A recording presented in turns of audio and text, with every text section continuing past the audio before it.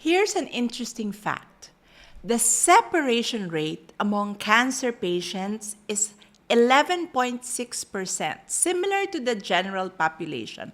But the rate jumps to 20.8% when the woman is sick versus a 2.9% when it's the man who is ill. Now, I will leave the conclusion up to you. In today's The Life Doula podcast, Beyond Vows, our listeners, we are inviting you into this inspiring journey of a stage 4 cancer patient and his love giver as they navigate the complexities of this illness, love, and commitment. Through moments of grit, resilience, and unwavering dedication. This podcast explores the profound impact of cancer on their relationship. Amidst the challenges and the uncertainties, the couple's story serves as a beacon of hope and a testament of the enduring power of love.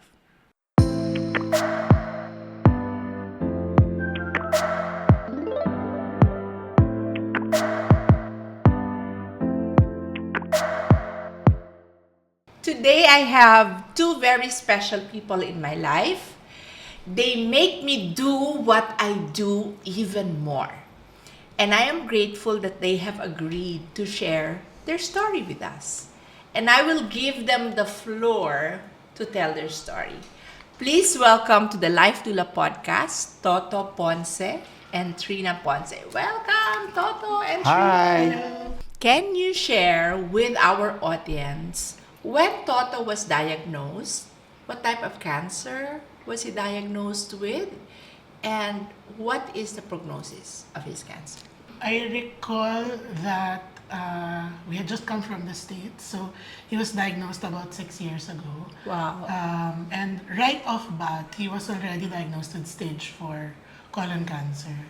And that day that Dr. Villalon came into our room to tell us what the prognosis would be, I remember I was so shocked to hear that it would be 12 to 18 months because we really didn't see it coming. Was there any signs or symptoms? Did you feel anything? Bloated, then over fatigue. Every day, pagod na pagod ako, Okay. Aside sa stress sa work, and You were still working then? yeah, of course. 100% hectic ang schedule, then stress, grabe talaga. And I remember that the kind of industry you were in was really, really stressful. Yeah, it's forwarding. Yeah, forwarding. So, forwarding company is part of the whole supply chain. Yeah. And they are in charge to make sure that the goods reaches the customer. Yes. So, they encounter so many issues. Yes. Toto, how has your perspective on life and on love changed when you were diagnosed? You were bombarded with, like what Trina said, a prognosis of 12 to 18 months. How did that change your outlook in life? A lot. Kasi I'm the type of person na, parang, may oras pa ako. Okay. So, parang installment no? What I did, nung wala pa akong cancer, is parang okay lang, happy-go-lucky. When I was diagnosed, so eto na ngayon, sabi ko, baka mawala ako bigla.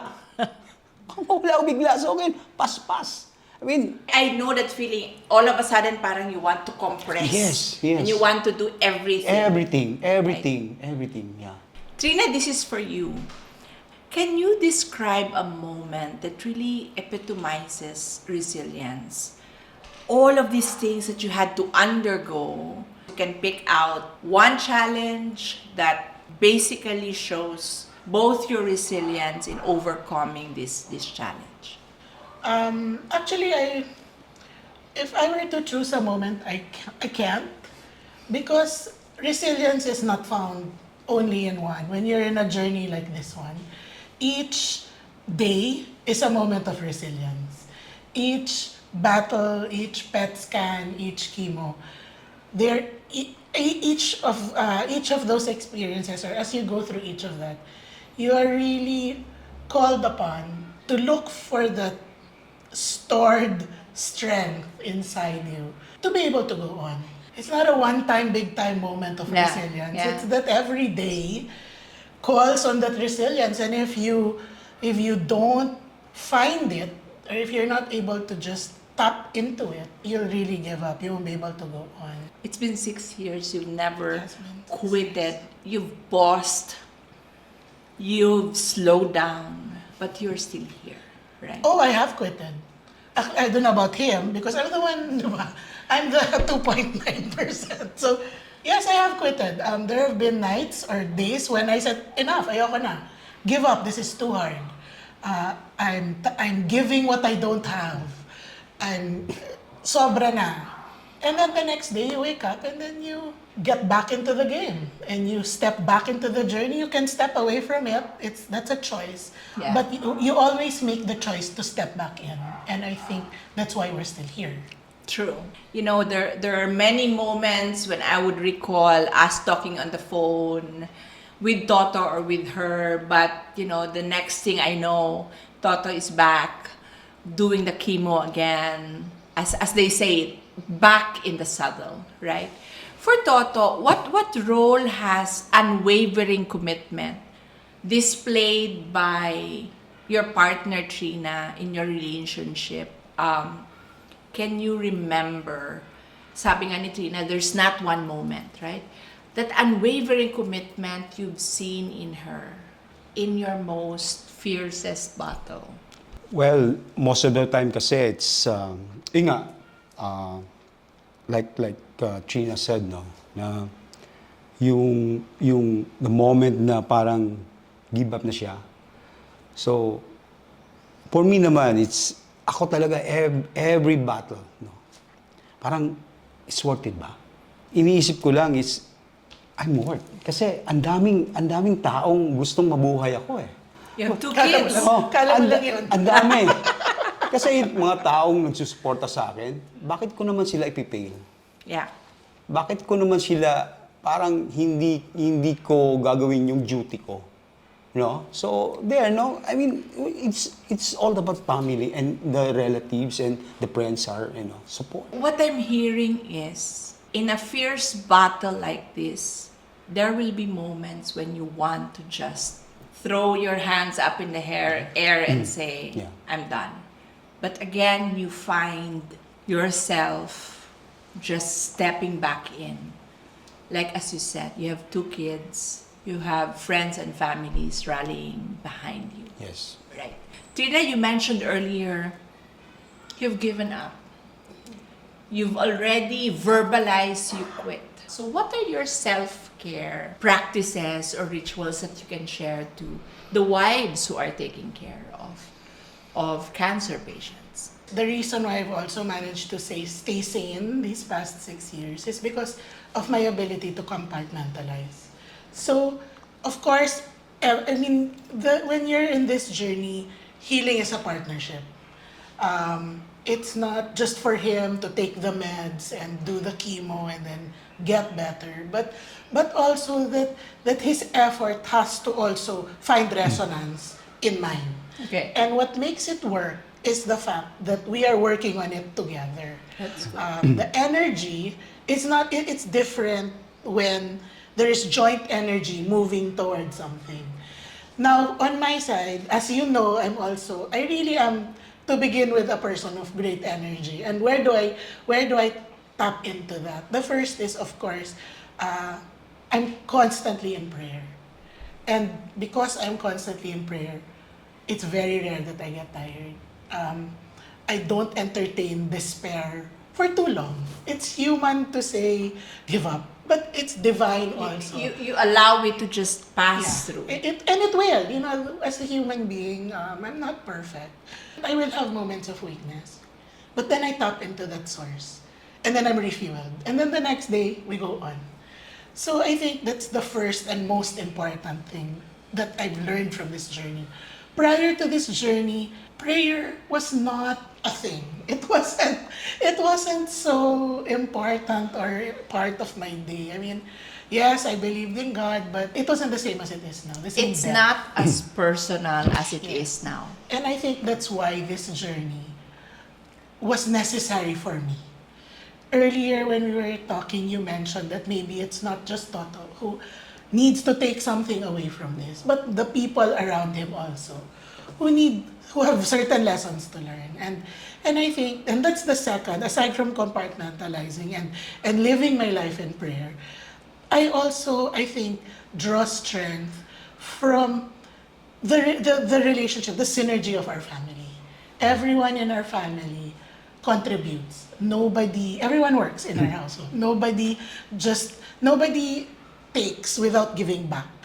That's good. And when I'm tired, someone will take my place. So That's it's beautiful. yeah. So it's I think of everything tap into. My children were so young when Toto was diagnosed. And now they're so big. Yeah, and now, I mean, we started at 4 years old and 10. The other one was 10, now he's 16. But, when Toto was diagnosed, they stepped up. They stepped up. I Yeah. saw that. I Yeah. saw that. One of the things that I truly believe in, and this has become a voice that I repeatedly and will never get tired of sharing. Cancer is never random. It's not like God woke up one day and say, "Oh, today I'll give Toto cancer."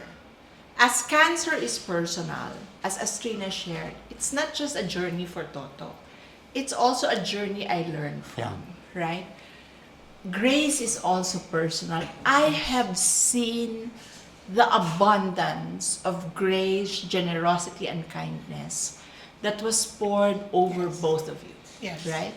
Can you talk about that? How friends have come together to really not just help financially, but really journey with you, Trina? This journey actually gave us the opportunity to reach out, and also gave the people around us the opportunity to exhibit and become better people. And I think that's why it was given to us. Because we were able to, each opportunity to give, it's up to you if you're going to give or not. And it's also up to you to seek opportunities to be generous. Throughout the past 6 years, we have seen incredible stories of generosity. Na even we were blown away. I mean, it all started with a friend who I just barely knew at the time, who sold her bags and made a lot from selling her bags kasi luxury bags. And then I was namumroblema. I didn't know I was gonna get the money for 250,000 yata per session. 320,000. Or something. And then bigla nag-text sa akin na, I sold some bags. And I'll help. And I said, okay, 5,000. Yay, makakatulong, pero ang layo nun sa 320,000. When I got the deposit thing, I was shocked. And I was like, what kind of person would do something like this? Give somebody you've never met this huge amount. But, throughout the next 6 years, there were so many stories. Ang dami. Of people who really went beyond themselves. And Even even the classmate of Xavier, Yeah.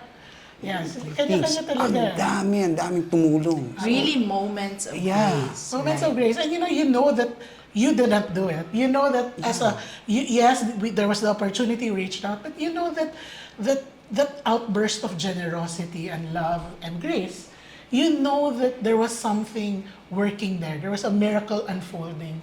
And that the fact that we are in the middle of this unfolding miracle. Sometimes Toto's cancer feels like such a burden, but sometimes it also feels like a blessing.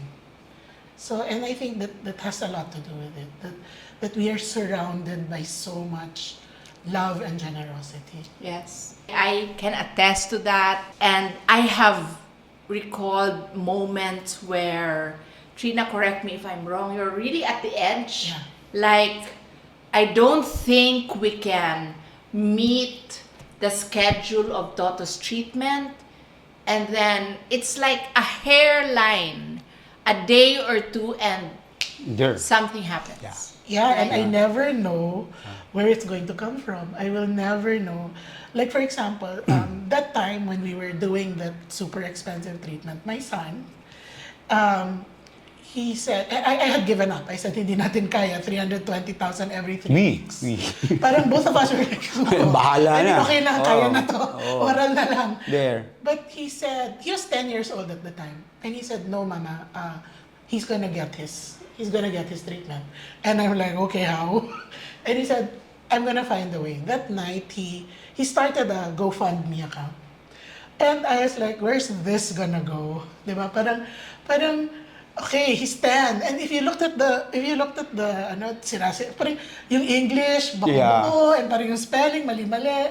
Eh, gusto kong i-edit, but somebody, I think Toto said, wag mong i-edit. Natural. I mean, Let it be. Yeah. Hayaan mo na. Oh. So, natulog kami the following day, 30,000 na yung nasa laman ng account. Parang saan nang galing to? And considering that it was 320,000 per pop for every 3 weeks, his GoFundMe earned enough to pay for the entire protocol. Wow. And it wasn't just a 10-year-old kid. I mean, he reached out to his classmates, his titas, the complete parents. strangers, Yeah. whoever. Parang kung kani-kanina siyang pumunta. I mean, if this is not the hand of God, Yeah, you don't it know what really it is. is. Yeah. Right.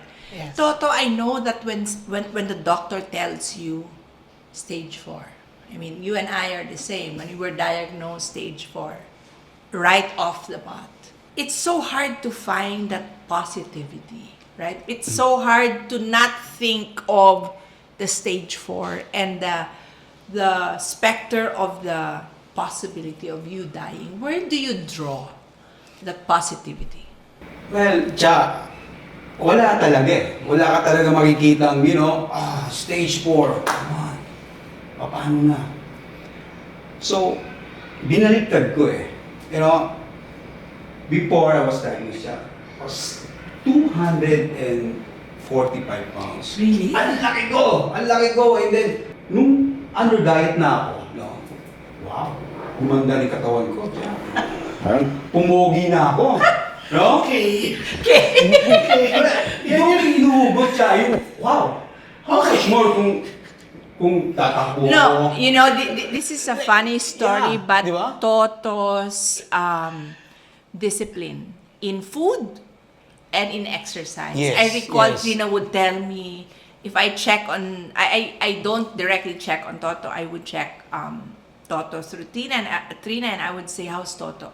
Despite the wounds as a side effect of chemo on his feet, he still runs, he still bikes. That's where he draws his strength, I guess. Yeah, when you the exercise and when you move. Positive outlook like that. And then, yung mga friends ko, wow, ang ganda ng katawan mo ah. Macho. Okay ah. Eto yung may cancer. That's positive eh. That's so true, Yeah. because a lot of times people will say, I don't know if you've encountered this, people will say, stage 4 cancer, Yes, you don't ang look dami. like someone with stage 4 cancer. And a lot of times I would say, why? What does it How look does like? a stage 4 Yes, cancer oh. should look like? Right? That's why, Yeah, the exercise. He's on a strict diet, exercise, sunshine, whatever regimen, laughter, meditation, and so on. He's on that regimen, but as a caregiver, I'm not there with him all the time to make him bantay. This works because he does his share. He does his part. And that's discipline on his part. It's discipline, but I think that's also his source of strength. Yeah. The knowledge that resides inside him that he can do it, he can beat odds. And he looks at, as I was saying earlier, in the beginning, ilan sila, 20 sila. 18 This is lang. true. 18 Yeah. lang. When we started, I met Trina and Toto in one of the communities that we formed, one of the first 2 that we formed. It's called Faithful Journey. And this is a sad note when I look at our Facebook page and our messenger, Yeah. because every night we pray together, And there are people who would lead, and then all of a sudden that voice will just fade away and disappear. And now, literally, there's only 2 male who have survived. One is a survivor and one is on active treatment. Toto. There's only 2. Yeah. It's been really tough, right? Very But at the tough. same time, you cannot question the wisdom of God. Why, 6 years and counting, you're still here. Still right? here. Cancer has not just turned both your life upside down. I said earlier, I'd like to think I'm in the front seat of this beautiful journey, despite the difficulties.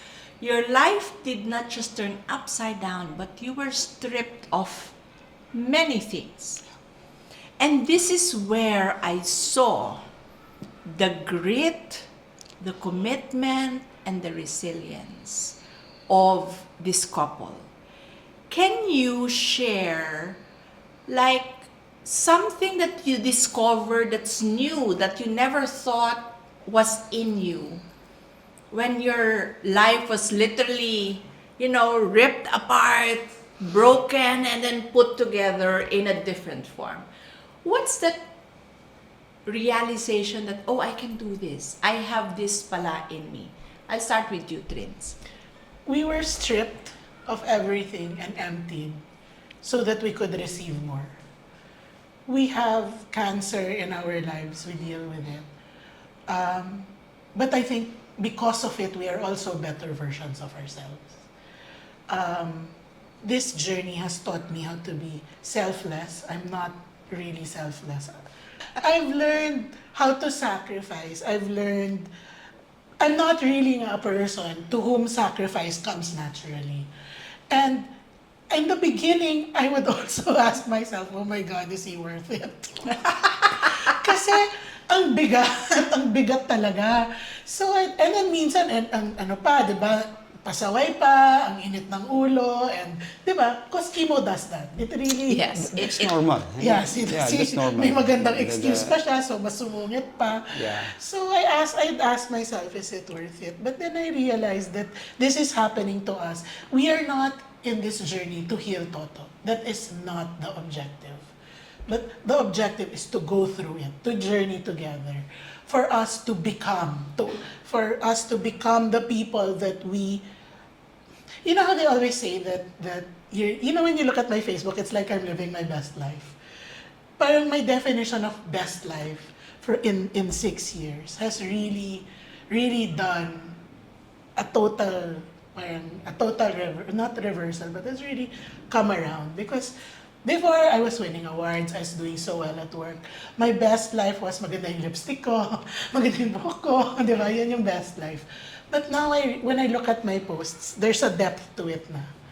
That will only come when you learn how to sacrifice. And I think for me, that's the biggest turnaround. That I have become a better person because of this. So although there is temptation to curse the journey and say, ayoko na, I'm also thankful for it, because without it, I would not be this version.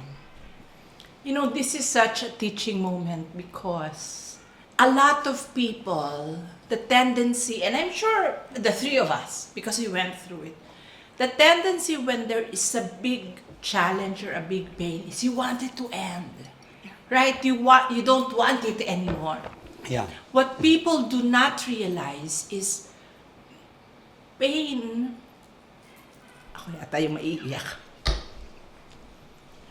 Pain is such a great teacher. I love the metaphor that you mentioned earlier.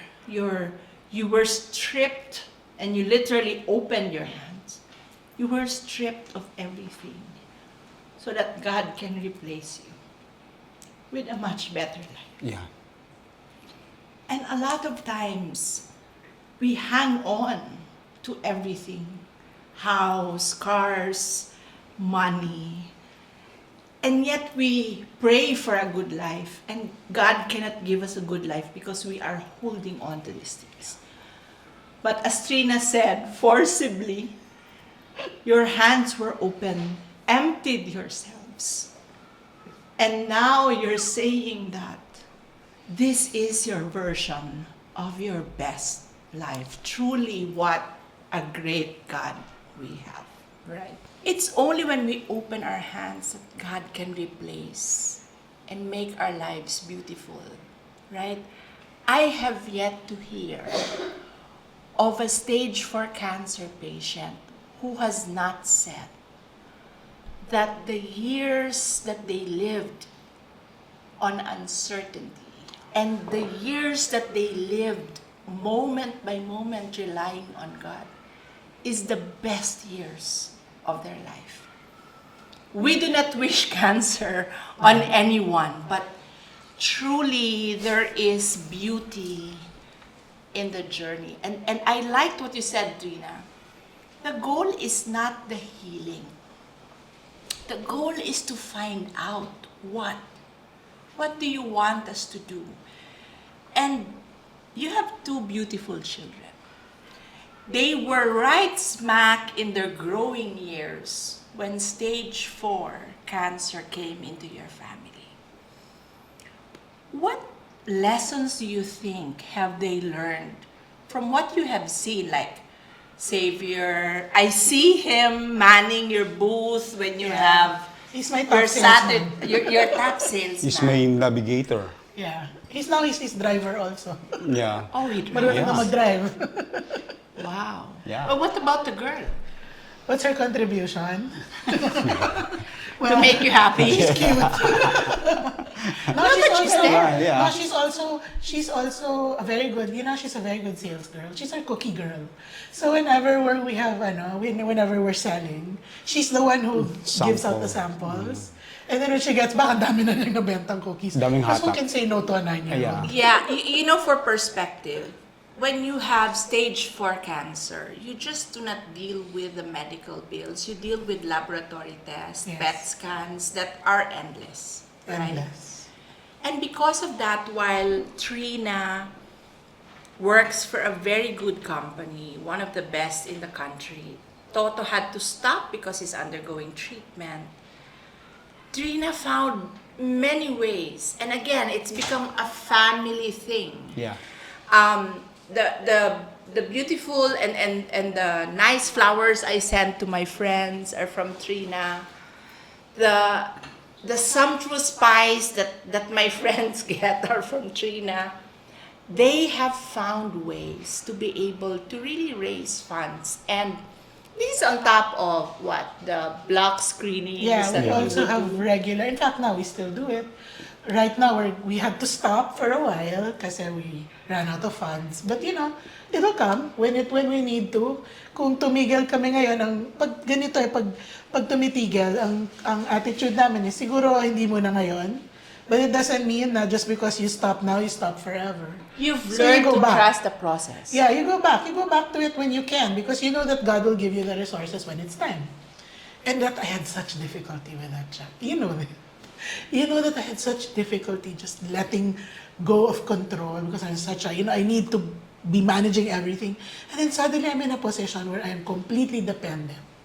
Where I have to say, okay, Lord, kung wala, maybe it's because pause mo na. He needs to rest. Yeah, or Hindi mo na ako hihinga. kasi 6 years na of non-stop chemo. And as you know, that takes a toll, di ba? That Yes. really takes a toll. Yeah. Your body needs to recover. So yeah, and the kids have been so supportive. I think that was the question, no? Na how parang they've many times they carry us. The traditional thinking is that you have to, for your kids. My kids were brought up knowing that life or the world isn't necessarily going to give you everything that you need. Sometimes you work for it. Sometimes it's difficult, but you have to do it. So now, like our son is, diba? He does his share. Yeah. And let me add to that, with our son, Xavier. One Sunday morning, I'm driving somewhere in Alabang. So, umuulan. So, I asked my son, it's 7 o'clock in the morning. Chab, how does it feel? We're here in the street, then di-deliver tayo ng mga cakes. So, while your classmates are sleeping with an aircon room like that, and then, I'm impressed how he answered. Dad, that's my advantage. Wow. Tulong mo ang ko, sabi ko, wow, gusto ko pa mabuhay. With that kind of attitude. Yeah. Wow, lumuha yung mata ko. I mean, at a young age, he has learned Yeah. to That really advantage. roll with life, Yes, no? Chab. Trina, I'm sure you have heard this. When these things happen, love is not enough. What other aspects of your relationship that has kept you powering through? Yeah, conventional wisdom will tell you really that love is not enough. But for me, love is enough. In fact, love is all you need. It's love that, it's love that not forces, but calls you. Because every day you make that decision. It's not, this feeling in your chest that everything is happy and fine. It's the decision that you make when it's hard. And when it's hard, that's when you know that it's really love that will power you through. So I would actually challenge that love is not enough. Because for me, it boils down to that. It boils down to love being the decision that you make every single day when it's hard. When you wake up in the morning and you don't wanna go on, you choose to, and that's really all. That's really the only thing that moves. For me, kasi what else is there? Yeah. Diba? What else is there? And I guess in a broader spectrum, love for your husband, love for your children, and love for the family that you Yes. want it to be complete. And love right? for myself as well. Yeah. Because it is also self-love that is the foundation of everything that I do for them. Yes. If I did not have that self-love, which again has a divine source, but if not for that self-love, I think hindi na ako tumagal ng 6 na taon. It's really that you have to know that you are worthy, that you are enough. You have that you can. That this is a journey that you have the strength to power through. That you are strong enough, that you are worthy, and he is worthy. And when you are utterly convinced of your worth and you have all that love for yourself, then it will kind of radiate and put everyone together. Wow. Wow. Wow. Love is enough, ha? Toto. Para nakikita ko yung eyes ni Toto is twinkling. So, I now go to the PG-18. Tama ba yan? PG-18 question.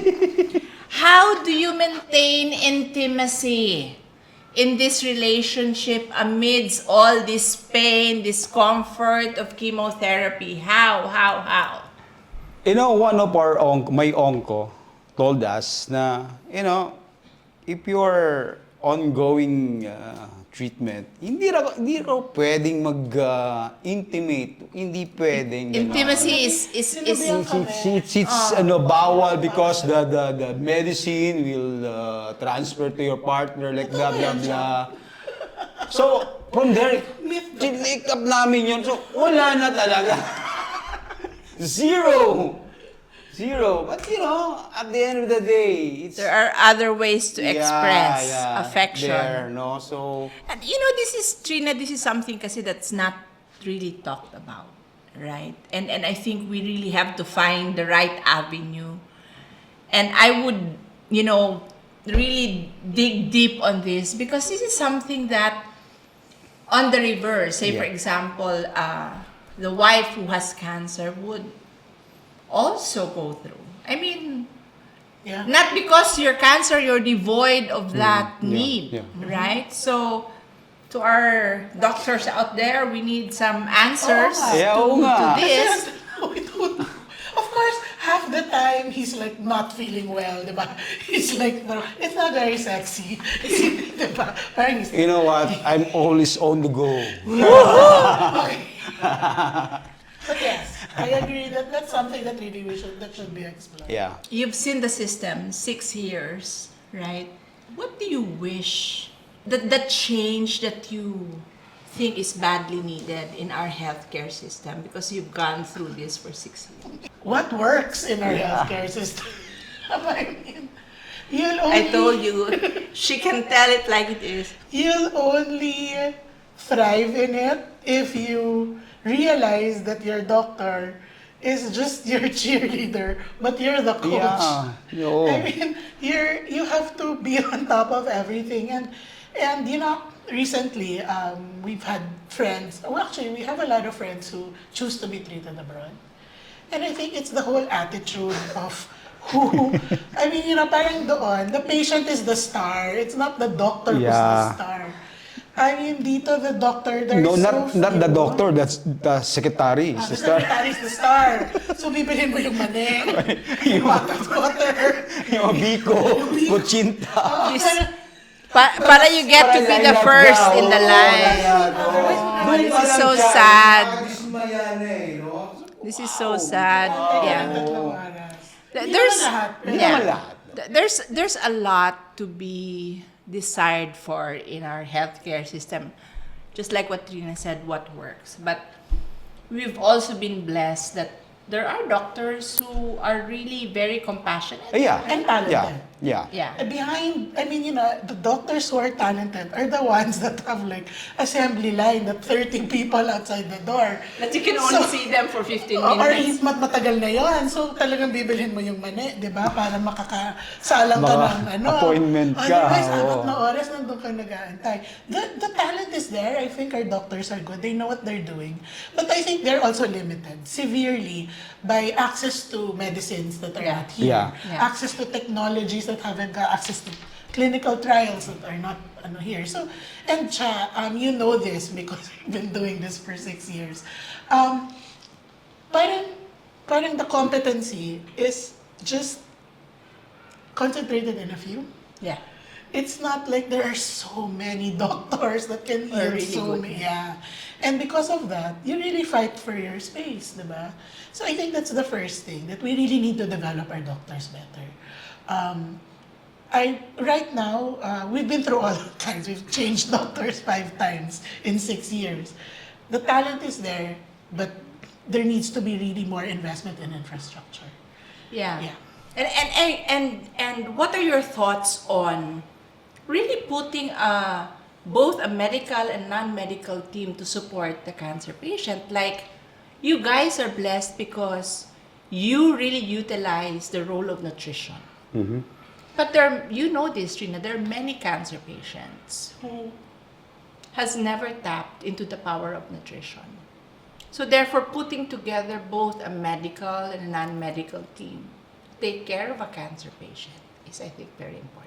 Yeah, in fact, you have been the chief of our non-medical team for 6 years. Even before the center was born, Yeah. you've already been on the forefront of the non-medical side because no doctor in the Philippines will tell you that nutrition can cure you or can heal you Can help. or can at least help.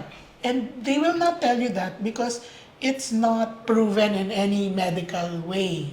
But, you know, the fact that this guy is sitting next to me Still is here. all the proof I need. Yes. Diba? Yeah. Parang I don't need to see the evidence and whatever. Just the fact that he's still here. And and they thrive. I've seen that this way they really thrive. Now, what I think is really needed is support. It's not enough to resort to if we just relied yeah. on medical Modalities, solutions, yeah.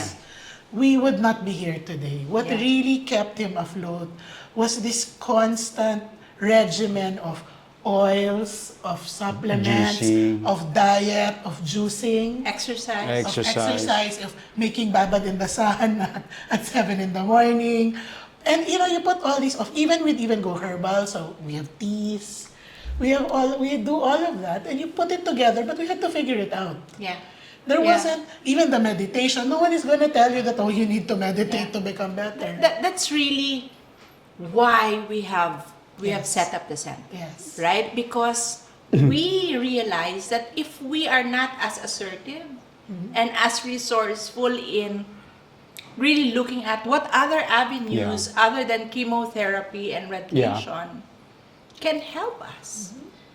If we did not get into all this nutrition supplement and if you have not been disciplined, Nako. Yeah. you've stopped and paused many times, right? So really the message is there's no one way to cure cancer. It has to be a combination Yes. of many things. And in fact, you were That's true. saying, Cha, that you've stopped and paused many times. He has stopped and paused and gone back on the chemo.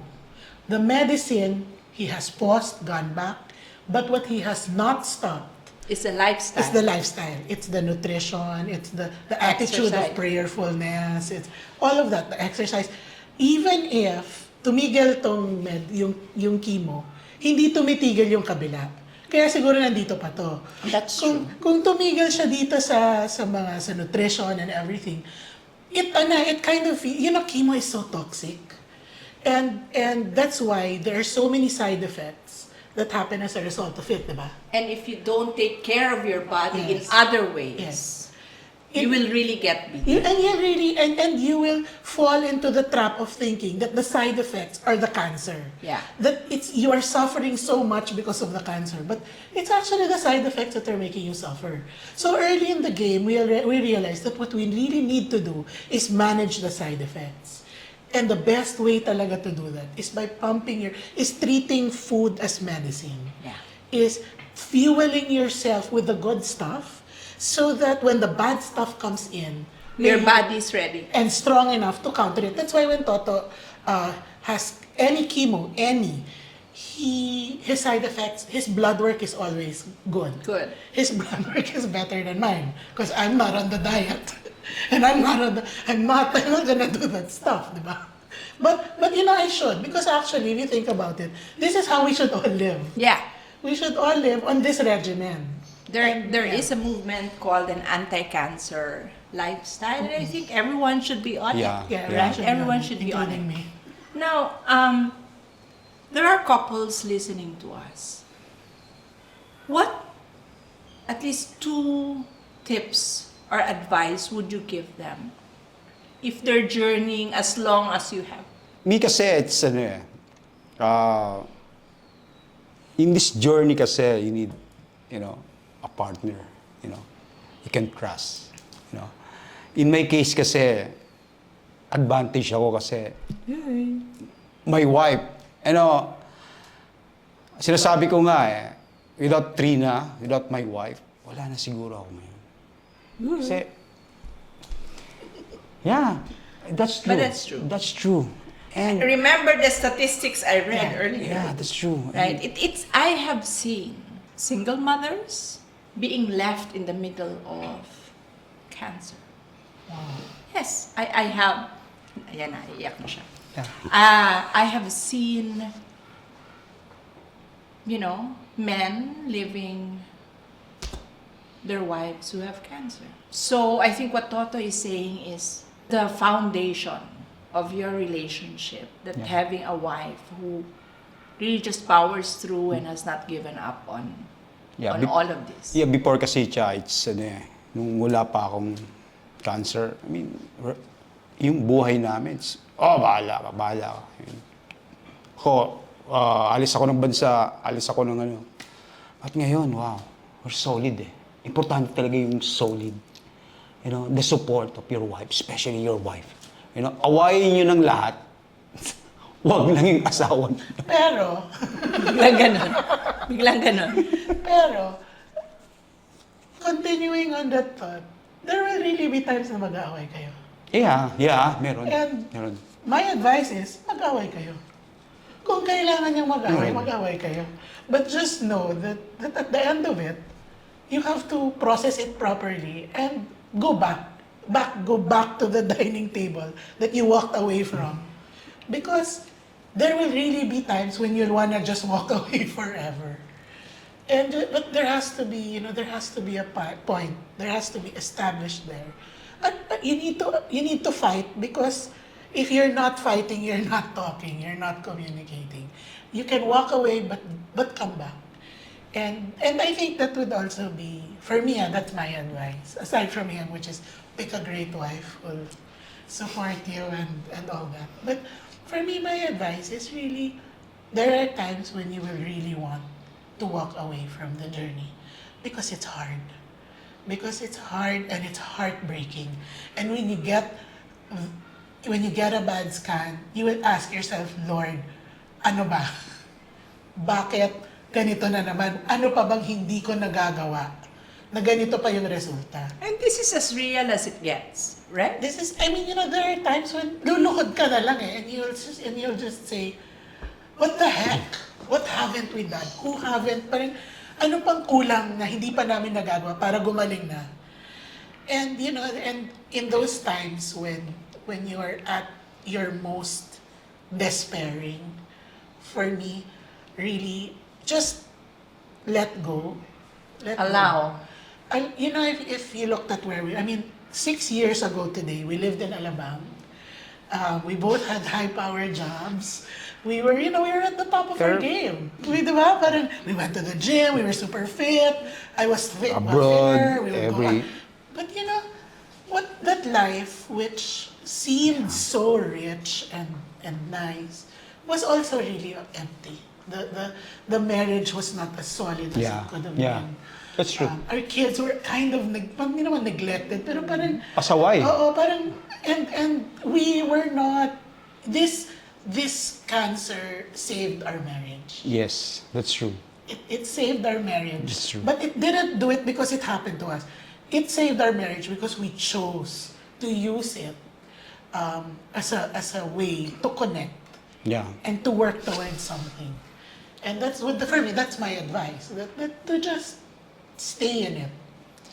And what I'm hearing is, as you journey with cancer, as a person living with cancer for 6 years, the realities would be you'll get tired, you want to quit, Oh, you yeah. will fight. Oh, yeah. And at the very bottom of it is the love that you have for one another, and that you chose to face it together with your children. Yes.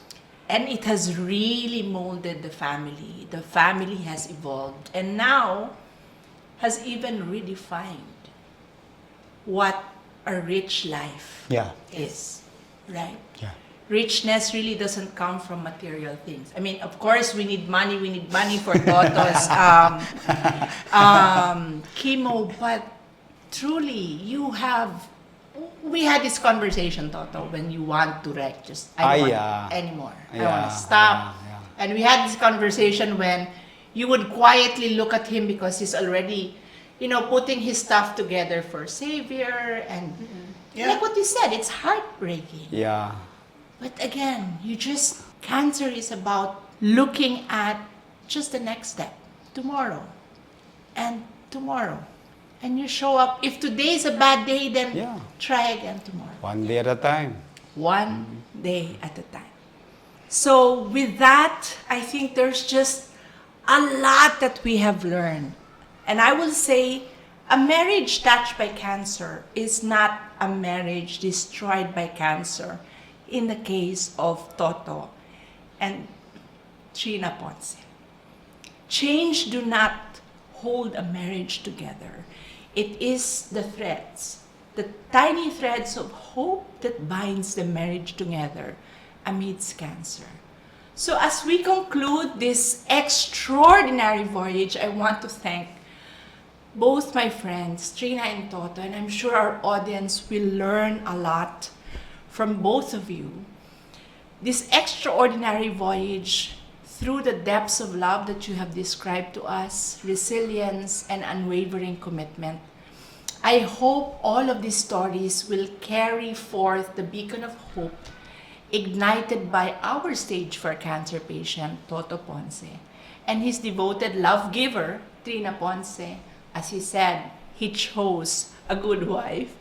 Their inspiring journey reminds us that even in the darkest times, love has the power to illuminate our path and lift our spirits.